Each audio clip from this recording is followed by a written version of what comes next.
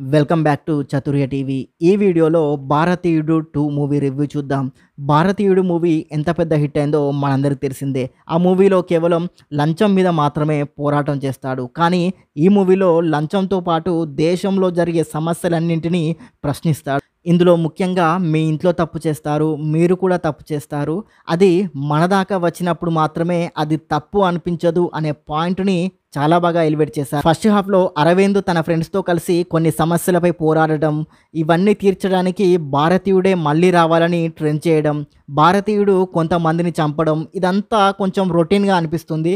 Second హాఫ్‌లో భారతీయుడు ప్రజల కోసం చేసిన మంచి పనులన్నీ మర్చిపోయి తిరిగి భారతీయుడినే విమర్శించడం కొంచెం రియాలిటీకి దగ్గరగా ఉంది అనిపిస్తుంది. మూవీలో ఎమోషనల్ సీన్స్‌కి అంతగా స్కోప్ లేదు, కానీ కావాలని కొన్ని సీన్స్‌ని ఇరికించారు. కమల్ హాసన్ క్యారెక్టర్ అయితే కథలా కాకుండా సీన్లుగా షూట్ చేసి అతికించినట్టుగా అనిపిస్తుంది. శంకర్ మూవీస్‌లలో దాదాపుగా టెక్నికల్‌గా వంక పెట్టడానికి ఏమీ కనిపించవు. ఈ మూవీలో కూడా సినిమాటోగ్రఫీ, విజువల్స్ చాలా బాగున్నాయి. మ్యూజిక్ ఈ సినిమాకి బాగా మైనస్ అయింది. బ్యాక్గ్రౌండ్ స్కోర్ కొన్ని సీన్లలో తప్పితే ఇంకెక్కడా వర్కౌట్ కాలేదు. మూవీ క్లైమాక్స్ బాలేదు. సడన్ గా ఎండ్ చేసి పార్ట్ 3 గురించి హింట్ ఇస్తాడు. ఓవరాల్ గా మూవీ ఎలాగుందో ఒక్క ముక్కలో చెప్పాలంటే మూవీ కాన్సెప్ట్ బాగుంది, కానీ దాన్ని తీసిన విధానం బాలేదు.